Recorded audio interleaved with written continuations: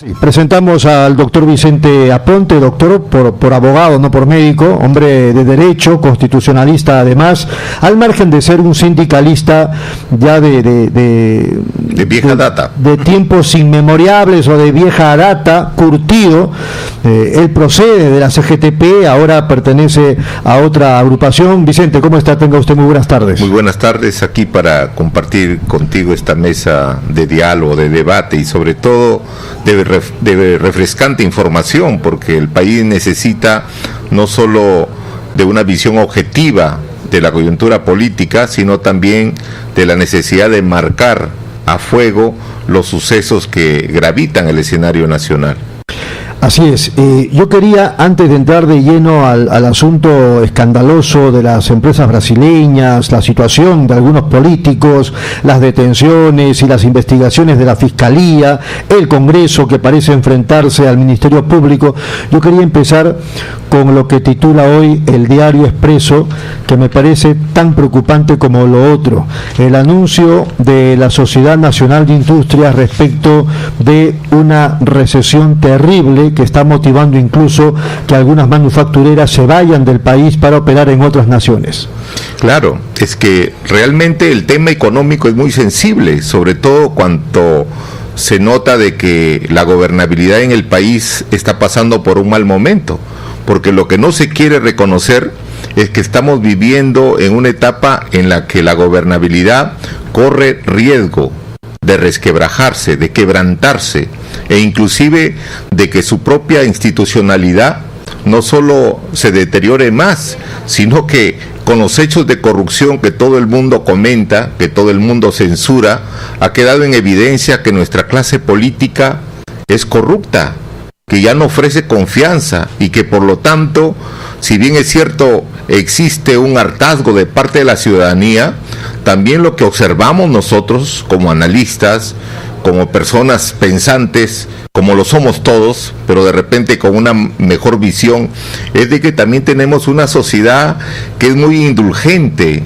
con la corrupción, que inclusive actúa como perdonavidas frente a los corruptos y frente a los corruptores. Esas frases, por ejemplo, como que roba pero hace obra, y bueno, está bien que robe pero que haga algo, son muy comunes.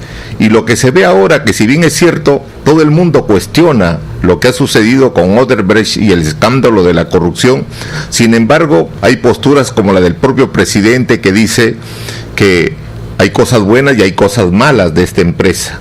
Pero aquí no se está midiendo lo que es positivo y lo que es negativo. Aquí se está cuestionando lo que es un hecho escandaloso de corrupción y que nos da una reconocido por clara, la propia empresa. Reconocido por la propia empresa, y que es un escándalo internacional, y que tiene sus propias aristas en el escenario nacional y que trastoca la institucionalidad, porque se trata de 3 gobiernos que están siendo cuestionados y que por lo tanto amerita no solo un cuestionamiento de carácter punitivo, o sea, de carácter jurídico, legal, que estén estos casos en manos de la Fiscalía Anticorrupción, sino también un serio cuestionamiento político, como también un cuestionamiento social, porque cuando se habla de corrupción, aquí tenemos que tomar en cuenta 3 factores. Por un lado está el control técnico, que es el que tiene que prevenir la corrupción y es el que tiene que marcar a fuego la corrupción. ¿Quién ejerce el control técnico? Lo ejerce la Contraloría General de la República, que es la encargada de vigilar los intereses del Estado. Y sin embargo, la Contraloría, durante el tiempo que operó esta empresa, no dijo absolutamente nada. Y luego tenemos el control político. El control político, ¿quién lo ejerce? Lo ejerce el Congreso de la República. Y durante el tiempo que estuvo esta empresa operando en el país, los congresistas nunca dijeron nada, simplemente asistían a las frejoladas que organizaba todos los años la empresa, y ahí con el derroche de whisky, etiqueta azul, etiqueta negra y de todos los colores, y de los festines que se daban con la plata de la empresa, se olvidaban precisamente de hacerle vigilancia. Y los gobiernos de turno, porque los ministros tampoco se dieron cuenta. El control político también lo tiene que ejercer el gobierno de turno, pero también está el control social, que es lo que yo siempre he señalado. ¿Quiénes ejercen el control social? somos los ciudadanos, son sus organizaciones, pero también los ciudadanos de pie, porque lo que hay que tomar conciencia en el país es precisamente de que necesitamos de una ciudadanía activa que fije posición de condena abierta a los corruptos, pero marcando a fuego también a los corruptores. Mire, el día de hoy aparece una noticia en los diferentes diarios y comentados también, por supuesto, en la televisión y en la radio, de que el actual gobernador de Ancash está nuevamente siendo cuestionado por un hecho escandaloso de corrupción, porque se le habría sorprendido a uno de sus testaferros devolviendo 40,000 soles de una coima que el gobernador había exigido a una empresaria a cambio de pagarle los devengados de un contrato de construcción. Entonces, se ha cambiado mocos por babas, porque el anterior está preso. El anterior está preso. Y este también va a ir a la cárcel. Y este que es accesitario también está en hechos de corrupción. Entonces aquí tiene que haber un cuestionamiento serio. Se ha nombrado una comisión de integridad que ha hecho una serie de propuestas, inclusive hay decretos legislativos orientados a cuestionar y a ponerle freno a la corrupción. Se está hablando, por ejemplo, de que todos los ministros y determinados funcionarios deben hacer una declaración de intereses, pero ¿de qué tipo de intereses? Porque los políticos pueden tener intereses de carácter económico, de carácter financiero, también pueden tener intereses de carácter político, como también de intereses de carácter familiar y hasta social. Así es. Entonces, ¿cómo objetar o cómo hacer un cuestionamiento en cuanto a intereses de los políticos o de quienes ejerzan función pública, si por ejemplo pueden estar vinculados a empresas constructoras, pueden estar vinculados a empresas financieras, pueden estar vinculados inclusive a partidos políticos que en ejercicio del poder también son sujetos de observancia? Entonces, estamos llegando a una situación en la que todos son sospechosos de corrupción. Entonces se está deteriorando también la institucionalidad. No podemos llegar a ese extremo. Lo que se tiene que adoptar son medidas eficaces para frenar la corrupción. Claro, porque finalmente no solo es la crisis de la clase política, sino también del mismo sistema y por lo tanto del Estado de Derecho. Por supuesto. Mire, ahora sabemos con este tema de la corrupción de Odebrecht que hasta los grupos de poder mediático también están en la salsa de la corrupción, porque también han recibido el dinero sucio que se le robó al erario nacional y que ha servido para homenajear o para regentar a ciertos periodistas. Y discúlpeme, Vicente, pero estos aparecían como la reserva moral del país. Claro, es que así aparecen. Es que en nuestro país, desgraciadamente,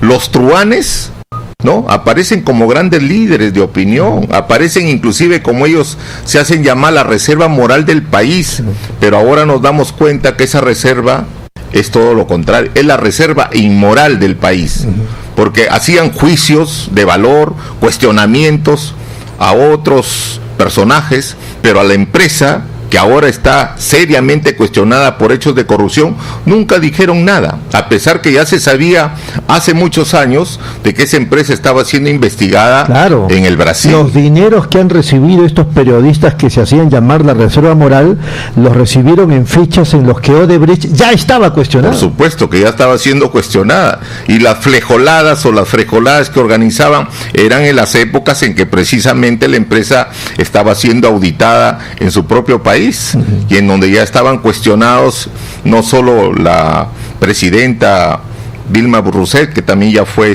defenestrada, sino inclusive el propio Lula da Silva, que para mí era pues un ícono no solo de Brasil, sino de lo que es para nosotros la opción política más vinculada a los sectores populares, y que está seriamente cuestionada por hechos de corrupción. Bueno, su esposa ha muerto hoy día. Bueno, condolencias, ¿no? Las condolencias son obvias, pero aquí no estamos hablando simplemente del pesar de este exgobernante, sino de los hechos que cuestionan el accionar de los gobernantes, no solo del Brasil, sino de nuestro propio país. Déjeme decirle, aunque ya usted lo dijo de manera implícita, la corrupción no tiene color político. Aquí no se trata de la izquierda ni de la derecha. No, la corrupción no tiene ideología ni color político, aunque los políticos teniendo ideología son corruptos, sean de izquierda, de derecha o de centro.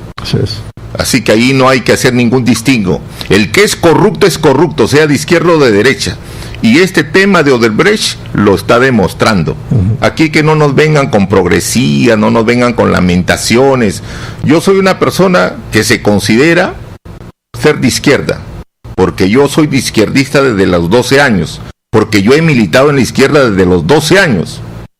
Y nunca he renegado de mis principios y valores. ¿Estamos hablando de la época de Barrantes? No, desde mucho antes. Desde mucho más antes. Tengo, inclusive conservo hasta mi carnet de Izquierda Unida. Ya usted está hablando ya del norte del país, de Piura. El famoso Henry Piz, ¿no? Que para mí fue realmente un personaje gravitante en el escenario político nacional y uno de los pocos personajes rescatables de lo que ha sido la vieja izquierda peruana. Pero tengo que admitir de que hay pues personajes de la izquierda que están metidos también en la salsa de la corrupción, porque la corrupción tiene diferentes modalidades, amigo. Una cosa es la coima, abierta o encubierta, pero también hay otra que se da a través de consultorías, claro, que se da a través de asesorías, entre comillas, y por las cuales se recibe dinero que a las finales no se justifica con lo que se hizo. Y también hay otro tipo de corrupción, que es la de las ONG, que reciben dinero de la cooperación internacional y que debieran de invertir en proyectos, sobre todo vinculados a los sectores más pobres, y que a las finales terminan en manos de quienes patrocinan esas ONG. Ahora, también es verdad que hay ONGs y ONGs. Claro, por ejemplo, yo me saco, a mí no me caía bien, aún no me cae bien, le soy sincero, y yo he tenido alguna relación con ellos, por lo menos saludándonos porque nos veíamos. No me cae bien el IDL, no me cae bien Gorriti, no me cae bien el amigo que conduce el programa en Radio San Borja, pero tengo que sacarme el sombrero con el trabajo que esta ONG está haciendo sobre investigación periodística. Claro, yo sí valoro mucho el trabajo que hace IDL Reportero, IDL Radio. Sobre todo reconozco la labor profesional de Gorriti, porque ojo, él descubrió un hecho de corrupción por el cual inclusive lo sacaron de Panamá. Así es, era director de la prensa en Panamá. El director de la prensa, que era el que más fustigaba duramente a los corruptos de ese entonces.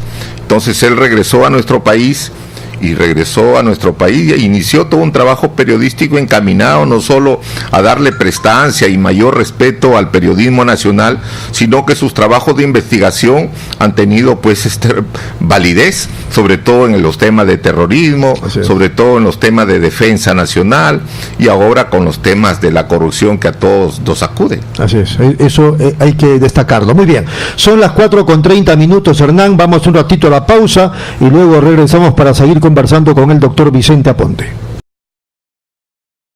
Estamos haciendo análisis de la coyuntura político-delincuencial, hay que decirlo, y en estos tiempos lamentablemente es así, y para ese análisis estamos aquí conversando con el doctor Vicente Aponte.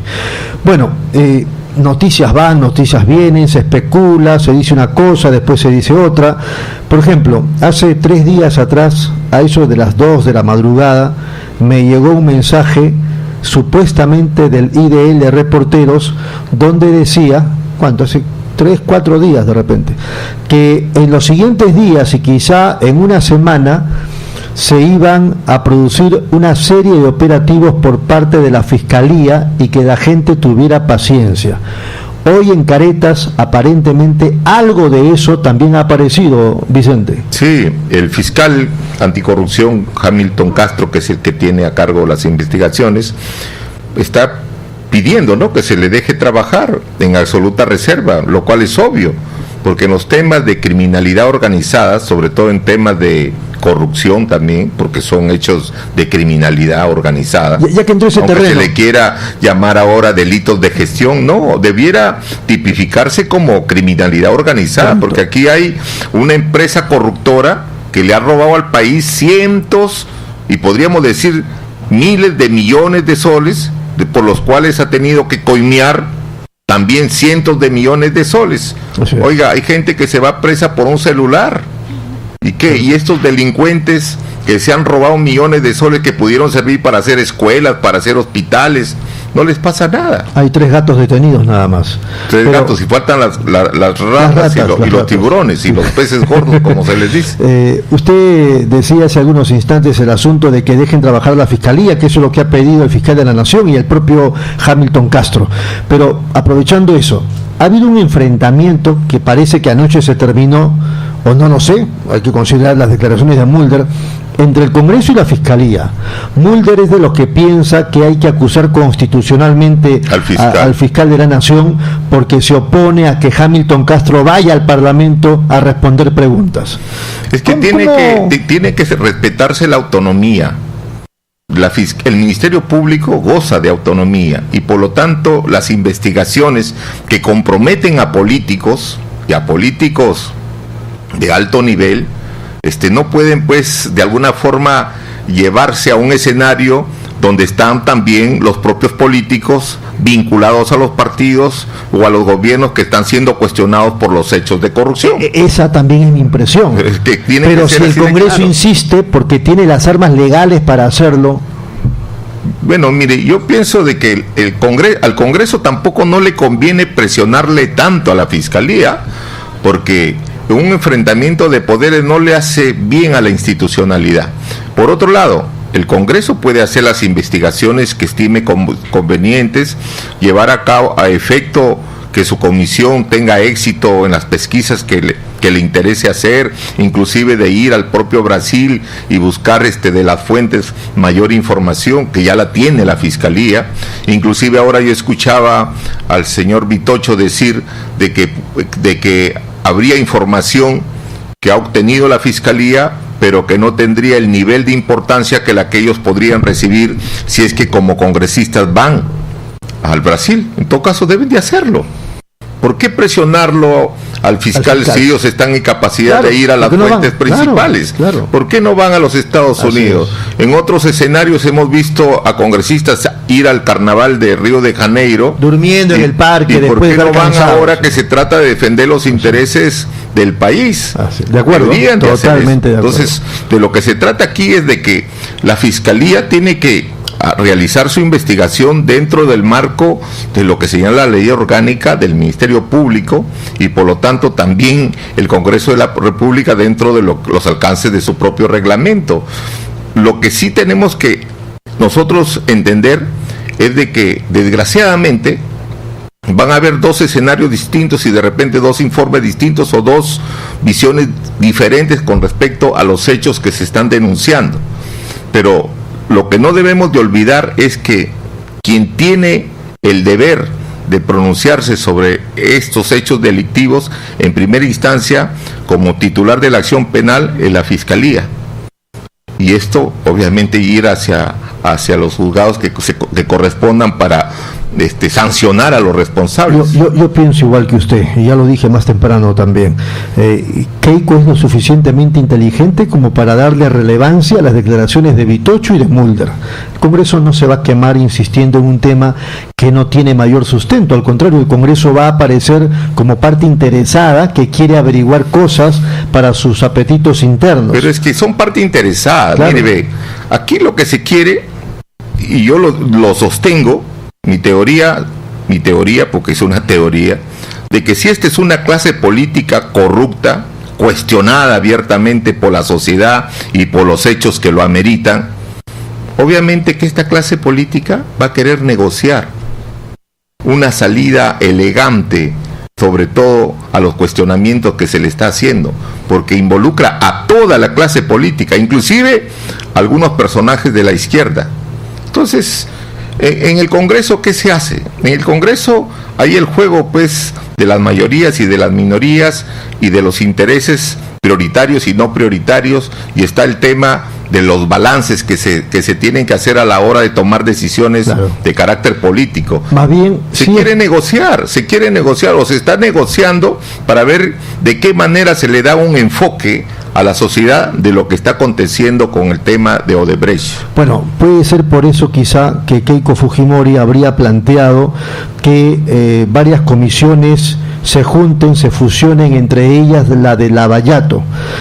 Dicen que una de las razones, no la principal, pero una de las razones es que Keiko también no ve con buenos ojos que alguien que tiene algunos cuestionamientos aún cuando es de su partido, como Víctor Albrecht, se mantenga como cabeza de, que debiera haber más bien una comisión multi encabezada por alguien que no necesariamente sea del fujimorismo. Y sus comisiones. Así es.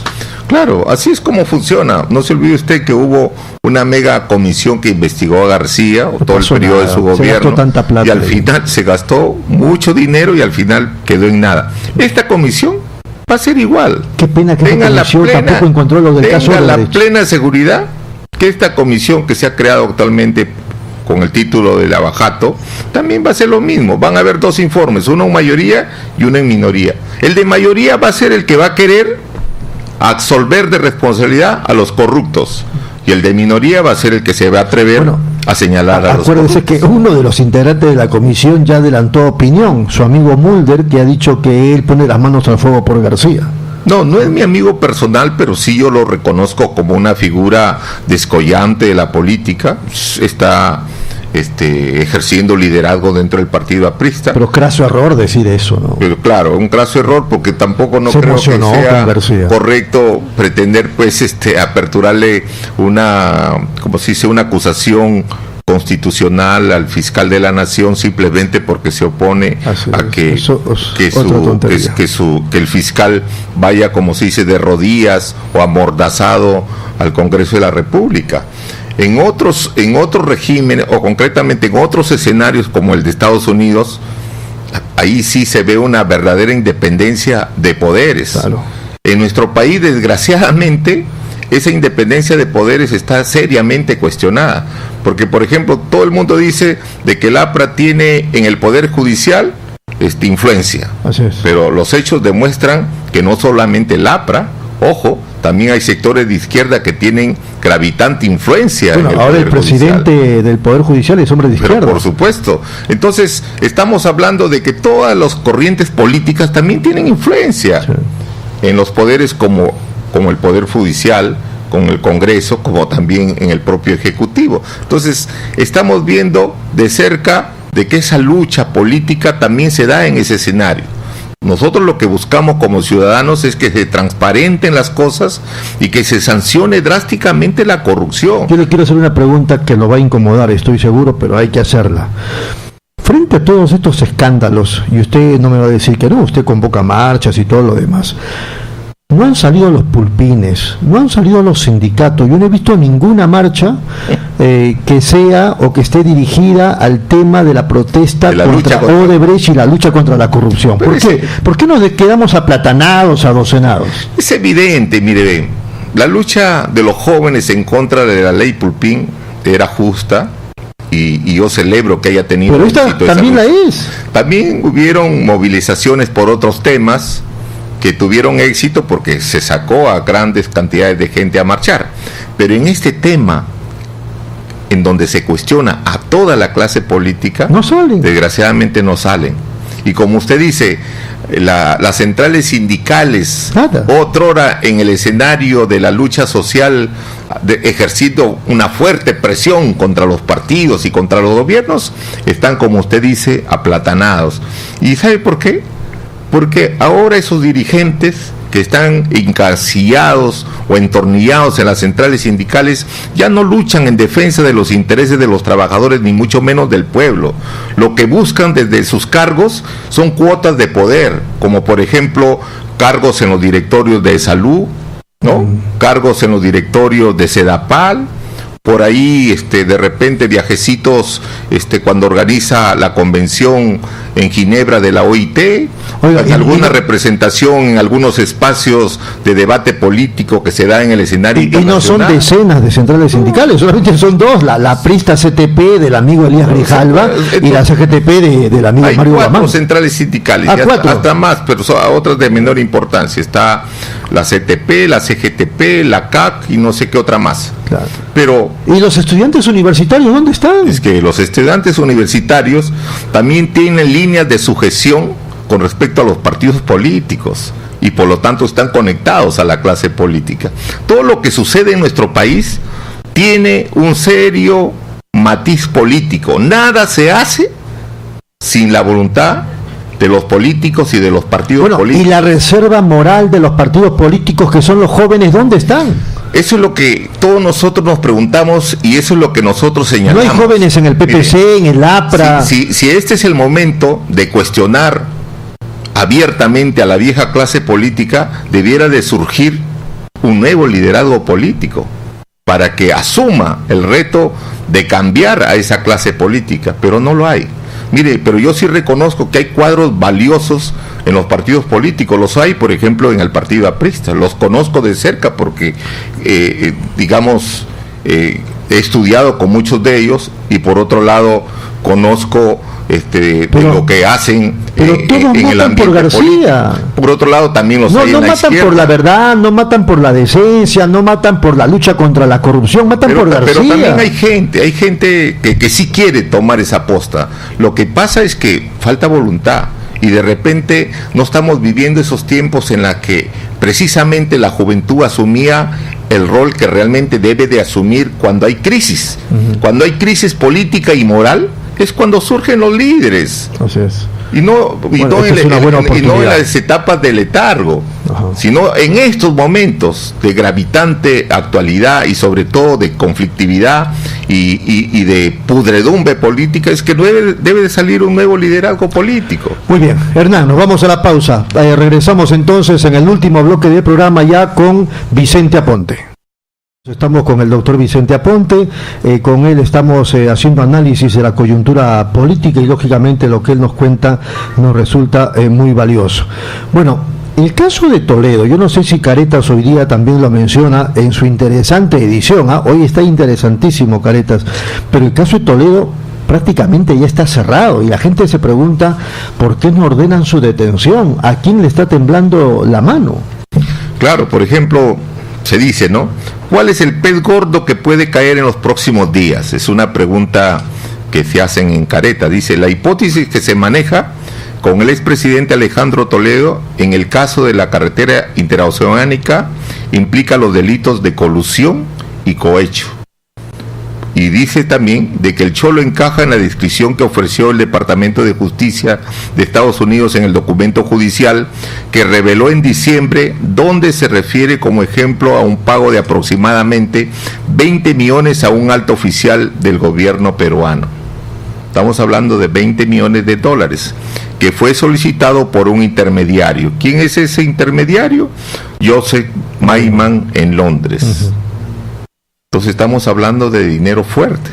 Este sería el principal pez gordo, porque claro, hay otros que han recibido menos, pero también son gordos. Pero por lo que entiendo, conclusiones... Y hay otro que se trata de una pareja que también recibió dinero. Así es, conclusiones que se hacen en Estados Unidos. Claro, y Toledo está en Estados Unidos. Ha tenido que ser en Estados Unidos el escenario en que se devela esta podredumbre, y no en nuestro país, a pesar de que acá ya se había investigado este hecho de Coteva, y ahora recién se vincula con las transferencias y la triangulación de dinero que ha habido. Ahora, entonces se dice de que si se habla de que va a haber noticias que van a remecer el escenario del país, lo más probable que esa noticia sea la orden de detención del expresidente Toledo. Y si consideramos que jueces y fiscales están coordinando entre sí, de Estados Unidos, de Perú y de Brasil, quién sabe, la sorpresa es que en el propio Estados Unidos se le detenga. Bueno, por eso es que el propio fiscal dijo de que había que tener paciencia, porque no es fácil detener a un pez gordo. utilizando el término porque hay otros que dicen tiburones, hay otros que dicen rata gorda, bueno, ya olvidémonos de lo peyorativo. Sí. Estamos hablando ya de altos dignatarios o de personajes políticos de mayor nivel que han recibido dinero sucio. Así es. Dinero que se le ha robado al país, dinero que ha llegado a sus manos porque esta empresa los coimió elevando los presupuestos de obra, claro, para precisamente poderles dar las cantidades que le exigían, o simplemente por quererlos de alguna forma favorecer para obtener de ellos la prontitud en sus licitaciones y concesiones. Muy bien. Todo este trabajo a nivel fiscal va a alcanzar también a Ollanta, a Nadine, al propio Alan García. Mire, no solamente van a estar personajes de los tres gobiernos en cuanto a ejecutivo se refiere, también se habla, por lo que yo he leído, porque al menos yo entro en algunos portales informativos del propio Brasil, inclusive hay una periodista, hay un equipo de periodistas peruanos que están haciendo una investigación independiente y que están proporcionando información, algunas para que se difunda y otros para ocultarla también. Seguro, algunos para seguro. ocultarla. Y se dice que no solamente hay personajes o dignatarios de alto nivel, funcionarios de alto nivel, se habla inclusive de un ministro, se habla de viceministros, de gobernadores regionales, claro, de gobernadores regionales, ojo, y se habla también de alcaldes provinciales y hasta distritales. Y también se habla incluso de sindicalistas que habrían recibido dinero sucio de Odebrecht, y por eso que en la entrevista que usted me hizo la vez pasada, sería bueno, y yo de verdad que hasta haría fiesta en mi casa si es que se menciona los nombres de esos sindicalistas que recibieron dinero sucio de Odebrecht. ¿Usted tiene sus sospechas?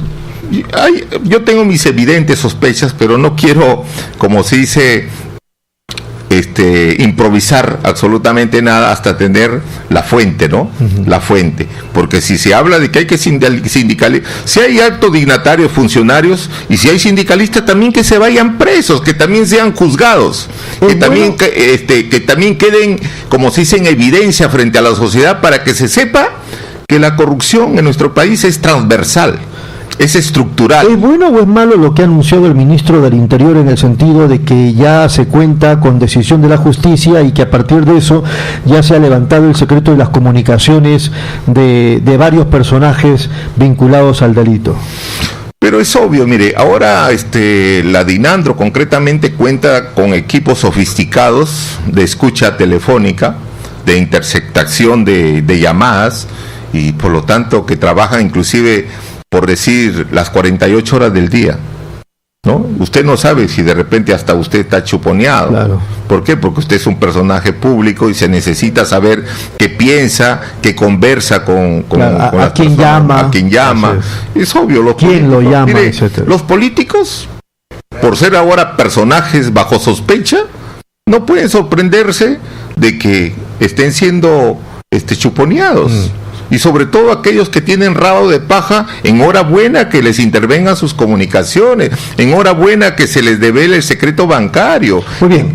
Cuba, ¿es hombre de García o es hombre de Cornejo? Porque bueno, hasta ahora todos dicen, no, es hombre de Cornejo. La información que se tiene es de que este es un funcionario que viene inclusive desde la etapa municipal con Castañeda Lossi, con otros personajes, que llegó a otros niveles, inclusive también en el propio Congreso, llegó a otros niveles de de experticia en gestión pública, y que llegó al Ministerio de Transportes y de repente a otros ministerios, y que fue gente vinculada al staff, ¿no?, de profesionales del doctor Cornejo. Uh-huh. Pero mire, en nuestro país, desgraciadamente, ahora hasta tomarse una fotografía en la que pueda haber una persona de dudosa reputación puede significarle a usted una afectación. Así es. Desgraciadamente es así. Ahora, el doctor Cornejo puede estar libre de cualquier responsabilidad en lo que respecta al tema de las coimas o del dinero sucio, pero el solo hecho de que él haya tenido dentro de su equipo de confianza a estos personajes que están involucrados en el cobro de coimas, lo afecta políticamente. Claro. Seríamos unos estúpidos en pensar de que eso no tiene una afectación política. Claro que la tiene, y la tiene porque él es un personaje que estaba de alguna manera ascendiendo en el escenario político, era un candidato de polendas para las próximas elecciones municipales y posiblemente inclusive a futuro de las propias elecciones generales, porque tiene todas las capacidades y cualidades para hacerlo. Sin embargo, con este tema de Odebrecht y de Lava Jato, indudablemente que está siendo afectado políticamente. Por supuesto. Y junto con él, el propio partido APRI. Cornejo ha estado dando la cara cada rato en los medios de comunicación, ya no quiere hablar, de hace 2 días ya no sale a la prensa, dice que lo va a hacer después, no aparece ni en televisión ni en radio, pero de acuerdo a las declaraciones que él estuvo dando todos estos días, hay varias contradicciones, ya está fehacientemente comprobado. Por ejemplo, solamente para mencionar uno, él dijo que Cuba solamente se encargaba del tema de comunicaciones, como viceministro de comunicaciones, y se ha constatado que hay un poder que el ministro Cornejo le dio para contratar. Claro, es un hecho de que no ha estado solamente en el tema de comunicaciones, porque el tema de infraestructura no tiene que ver nada con comunicaciones. Estamos hablando del metropolitano. Ese es uno de varios. Es el tema de transportes. Pero mire, hay que tomar en cuenta una cosa.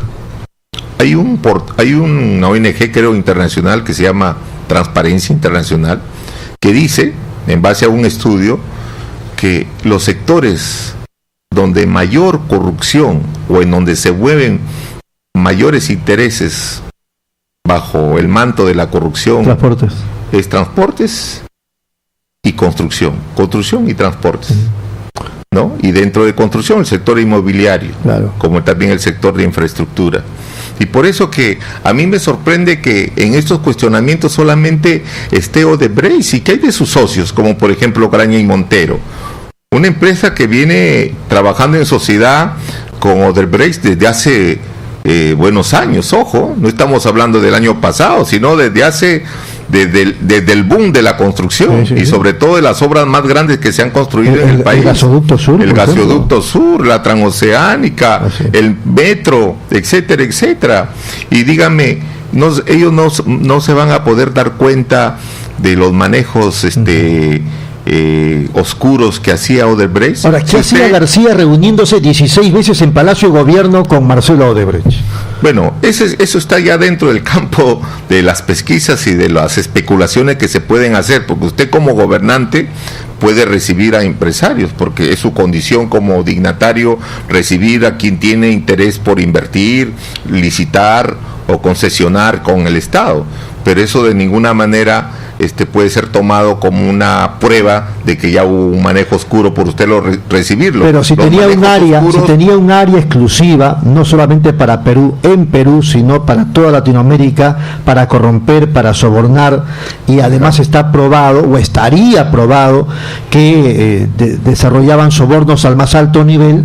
¿Por qué no pensar que también en esas 16 reuniones algo de eso se tocó o se habló? Por eso eso está en el campo de la especulación. Yo no lo niego, no lo confirmo ni lo niego, porque el hecho es evidente, ¿no? Esta empresa está seriamente cuestionada, ha quedado en evidencia ante todo el país y está afectando políticamente a toda la clase dirigente del país. Todos son sospechosos, ¿no? Y todos además están siendo investigados. ¿Hasta dónde van a llegar estas investigaciones que van a poder señalar una acción verdaderamente dolosa? En cuanto a su conducta, ya tiene que ver mucho con la eficiencia del Ministerio Público. ¿No le parece sintomático, dígame usted, no le parece sintomático que los presidentes de esos periodos no estén aquí en Lima y enfrentando a la prensa y a todas las autoridades sobre esas acusaciones? Ollanta no habla, no aparece, parece que se lo tragó la tierra, pero se sabe que está en Lima.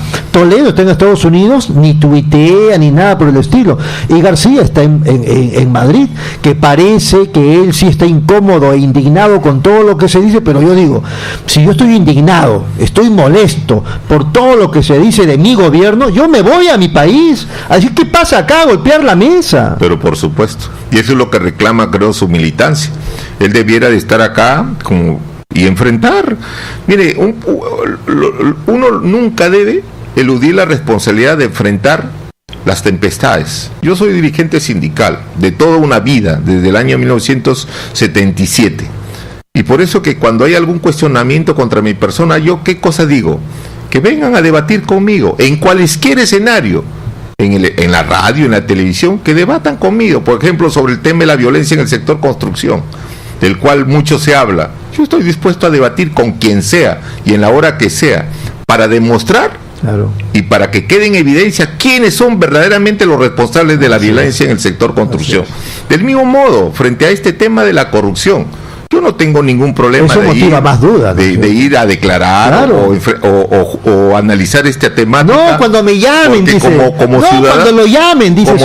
Como ciudadanos tenemos que juzgar la conducta de los políticos, porque nosotros también somos políticos y realmente nos sentimos avergonzados que nuestra clase dirigente haya llegado a este nivel. Pero mire, estimado amigo Rodolfo, el tema de la corrupción, mire, estamos viéndolo ahorita con el caso de Ancash, con esto de los 40,000 soles del gobernante regional. En estos momentos, en cualquier municipio, de cualquier localidad, la corrupción sigue galopando, porque desgraciadamente los instrumentos que deben de controlar precisamente de que no exista hechos de corrupción en las diferentes estructuras del Estado no están funcionando. Existen las oficinas de control interno en todos los municipios, pero sin embargo los hechos de corrupción están a la vista. Muy bien, vamos un ratito a la pausa y ahora sí, antes de despedir a Vicente Aponte, yo quería tomarme unos minutos más luego de la publicidad, Hernán. Regresamos. Ya cerrando ya este tema de la coyuntura política en la conversación con el doctor Vicente Aponte, quería llegar a dos subtemas, digamos, muy chiquitos. El caso de Ollanta y de Nadine Heredia, en relación con las agendas. Allí también se habla de dineros procedentes de Odebrecht, ahí dice, ¿no? No sé si Marcelo u Odebrecht, pero ahí están. Claro, son evidencias pues que van a ser tomadas en cuenta en la investigación fiscal, ¿no? Tiene que ser así. Pero lo que queda como evidencia mayor es que desgraciadamente son los propios errores de los políticos los que lo lleva a esta situación. Mire, uno utiliza una agenda para hacer anotaciones y estar de alguna manera puntual en algunas citas, en algunos eventos. Si esas agendas no existieran. Claro, pero hacer anotaciones que después van a servir para señalar una conducta no muy santa en lo que a actuación política se refiere, ya pues es un hecho escandaloso, y sobre todo de que tú niegues tu letra y que después se reconozca que sí es tu letra y trates de evadir una responsabilidad, pues es peor, porque lo cierto es que políticamente está quemada esas agendas deberían de llamarse las agendas de la corrupción, porque en realidad son las agendas de la corrupción, porque ahí se habla de dinero en cantidades vinculados a ciertos manejos poco santos dentro de lo que es el ejercicio de la función pública, como también dentro de lo que es el accionar de un partido en una campaña política. Y aquí también queda como lección algo: ¿hasta cuándo se va a poner ya en práctica eso de que el Estado va a financiar a los partidos políticos, o va a haber un mayor control o un control riguroso de los dineros que pueden prevenir de los yo privados, prefiero lo primero, provenir de los privados? Que el Estado se financia a los partidos y que no le llegue de ninguna otra parte a los partidos. Claro, precisamente lo que se quiere es una reforma electoral que no solo contemple ese tema del financiamiento de las campañas. Lo que se quiere, pero solamente lo que se quiere en el papel, porque en la práctica no hay ninguna voluntad política. No hay ninguna voluntad política. Es que precisamente estos viejos partidos políticos que ya son estructuras podridas, porque lo son, ¿no? Si tú ves que tu casa se está deteriorando, tienes que hacer una remoción o de escombros o de reposición de estructuras, para darle mayor fuerza a la vieja estructura. Salvo que no te interese tu caso. Claro, lo otro es dejar que se derrumbe, ¿no? Entonces, muchos de estos partidos, algunos ya viejos, necesitan pues reforzar su estructura, necesitan de alguna manera rejuvenecerse, y para eso no solo tienen que hacerlo con nuevos militantes, sino también con nuevo liderazgo. Antes que se me vaya, tiene que ser así. Usted es abogado, yo no sé si litiga cada rato o no, pero ¿calzará el delito de lavado de activos por el que se le acusa a Nadine Heredia con su caso? Porque me pregunto, 2 años y hasta ahora no hay una acusación fiscal. Pero hay una investigación, sí, y de seguro que va a haber una acusación. Pero 2 años, ¿por qué tanto?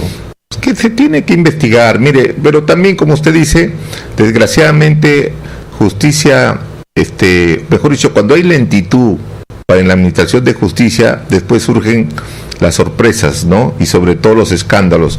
El día de hoy sale la noticia que ya prescribió Comunicore. Sí, bueno, ayer. Y Comunicore significó 50 millones de soles, ¿no? Y bueno, todo quedó ahí, o sea, ya ni los pececitos, no cayó nadie, todos pero absueltos. Fueron 50 millones. Claro. Mire usted, 50 millones. Pero la prescripción. Y esta investigación ha durado años. Pero dígame, ¿qué sucede cuando alguien por ahí se roba una cartera? Los fiscales se va preso, y son tan ágiles para hacer la acusación, muy diligentes, y los jueces de condenarlos, que esa persona va y se pudre en la cárcel, porque en la cárcel no solamente hay culpables, hay gente procesada y hay gente inocente. Así es. ¿No? Y yo lo digo porque yo soy abogado y sé cómo se administra justicia en el país. Mire, así como hay jueces y fiscales probos, también yo le puedo decir que la gran mayoría de jueces y fiscales son unas verdaderas ratas, son unas verdaderas lacras, inclusive en el sistema de administración de justicia. Pero también hay probos, también hay buenos. En la policía lo buenos. Claro, también. Y también puedo decir de los sindicalistas, así como hay sindicalistas buenos, también hay sindicalistas entre los periodistas malos. Claro, por eso le digo, para que exista el bien existe el mal, ¿no? Aunque debiera de existir un contrapeso, que más sea el bien que el mal. Muy bien. Ya le hablé de Ollanta y de Nadine, el tema de lavado de activos, etcétera. Ahora, ¿usted conocía de una denuncia por lavado de activos contra Pilar Nores y otros? Se habló del manejo de una ONG que tenía la señora Pilar Nores con respecto a su vinculación, creo, con los niños, ¿no? Y al trabajo que desarrollaba como primera dama, pero no sé si esa investigación ha prosperado. Pero lo que los peruanos tenemos que reconocer es que en el ejercicio de su función como primera dama nunca hubieron escándalos ni hechos que la cuestionen políticamente o penalmente, ¿no? Pero sin embargo, en el país pues nuestro también ocurre a veces que por venganza política se quieren ensañar con ciertas personas. El tema de Nadine no es un ensañamiento, ya todo el mundo lo sabe, ¿no?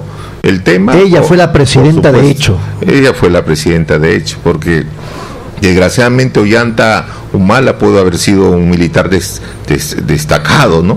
Y dudo que lo haya sido, pero en el ejercicio de la función pública o en el ejercicio de la política, quien realmente desempeñó el papel que le correspondía al electo marido fue precisamente ella, ¿no?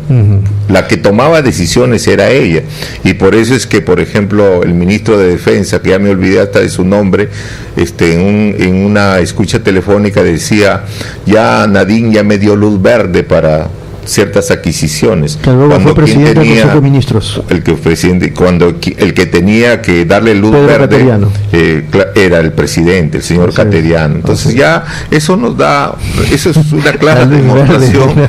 Claro, era como se dice, la política semáforo, ¿no? La política semáforo, así es como se ejercía y se tomaba decisiones al más alto nivel. Yo le cuento, el día lunes van a haber novedades en relación al caso de Pilar Nores, y hay una especulación que por ahí se empieza a dilucidar en las redes sociales, en el sentido de que Cookie Chessman y Pilar Nores serían, digamos, las tenedoras de varias cuentas de García. Pero en fin, eso usted sabe, las redes sirven para decir cualquier cosa. En las redes, así como se dicen cosas muy buenas, también se dicen muchas falsedades. Y sobre todo hay portales interesantes. Yo, por ejemplo, le hago seguimiento a La Mula, al Útero de no sé quién, a Político.com, a los montoneros. Tenga cuidado que varios de esos que usted acaba de mencionar, hace meses atrás, Jorge del Castillo los ha comprado. Debe ser, pero, por si acaso. Pero por lo menos dicen que por orden de García, no lo sé, pero del Castillo ya los compró. Por lo menos los leo para estar enterados, ¿no? Y también, por supuesto, el portal de IDL Radio y de todas las investigaciones. Pero también me doy tiempo para leer, pues, la prensa independiente, por supuesto, o a la prensa. Uno tiene que tener manejo de todo, ¿no? Pues el que quiere estar bien informado, tiene que entrar a internet para buscar cosas buenas, pues, ¿no? Y no solamente los memes de memeo. Una reflexión final, doctor Vicente Aponte, para la opinión pública, para que la gente no se vaya deprimida luego de habernos escuchado. ¿Qué podríamos decir a manera de reflexión, con el ánimo de darle esperanza a la opinión pública? Yo creo que ¿O usted les va a dar con látigo? No, la mayor reflexión que debiéramos de hacer los peruanos es que debemos de tomar conciencia para saber elegir a nuestros gobernantes. No podemos seguir eligiendo por emotividad o por irracionalidad. Se dice de que el voto tiene que ser racional, y para que sea racional tiene que dejar de ser emotivo.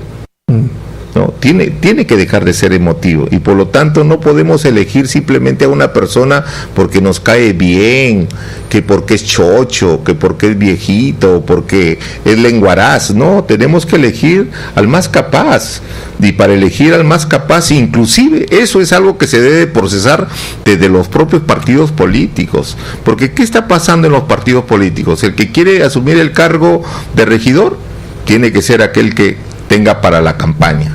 Entonces, el que hace militancia activa y es pobre, nunca va a acceder a un cargo de representación. Si quieres llegar a ser alcalde, bueno, tienes que poner la suya para la campaña, y nunca el militante puede acceder a eso porque es un inicio. Y si quieres llegar a ser congresista, con mayor razón. Hay congresistas en el Perú que nunca han hecho militancia política, pero que sí tienen dinero. Y por eso que en nuestro Congreso de la República tenemos congresistas vinculados al narcotráfico, a la minería ilegal, congresistas vinculados a las universidades chatarra, congresistas vinculados a intereses económicos, ¿no? Entonces, congresistas vinculados a los grupos de poder económico, pero están representados los trabajadores que dicen que somos la mayoría en el país. No hay ningún sindicalista respetable que nos represente en el Congreso. Entonces, ¿por quién votan los trabajadores? Votan por sus propios verdugos. Y del mismo modo podemos decir de las mujeres que son muchas veces atropelladas en sus casas o en su centro de trabajo. ¿A quiénes eligen? ¿A quiénes eligen? Eligen muchas veces inclusive a varones que tienen problemas de denuncia de violencia familiar, ¿no? Y a personajes inclusive siniestros que no reconocen a sus hijos. A esos elegimos. Entonces debemos de tomar conciencia, y para que nuestro voto sea un voto justo, tiene que ser un voto racional. ¿Y eso cómo se logra? Tomando plena conciencia de la importancia que significa ejercer política en el país, porque todos debemos hacer política, hasta el más simple, como se dice, transeúnte de la calle debe hacer política, porque si suben los alimentos, si alguien por ahí nos niega la matrícula de nuestros hijos, o si no nos dan atención en un centro de salud, es porque alguien está haciendo política en contra de nuestros intereses. Bueno, pero esta clase política es hechura del pueblo. Claro, esta clase política nosotros... No viene de Estados Unidos, de Chile, es hechura. Es decir, el pueblo, nosotros tenemos los gobernantes que nos merecemos, porque nosotros los elegimos. Y esa frase, que puede ser lapidaria, se viene repitiendo de lustro en lustro. Entonces tomemos conciencia. A mí me alegraría mucho que de los claustros universitarios o de los tecnológicos o de los sindicatos surgieran nuevos líderes con esa firmeza de conducir al pueblo a un nuevo escenario de cambio social y político en nuestra patria. Pero los que tenemos ahora son una tira de truanes que se apoderan de las organizaciones para buscar que aprovecharse inclusive del dinero de los trabajadores. Eso es lo que tenemos, desgraciadamente. Muy bien, muchas gracias, Vicente, ha sido muy amable. Gracias a usted. Muchas gracias a Vicente Aponte Núñez. Nos vamos, Hernán.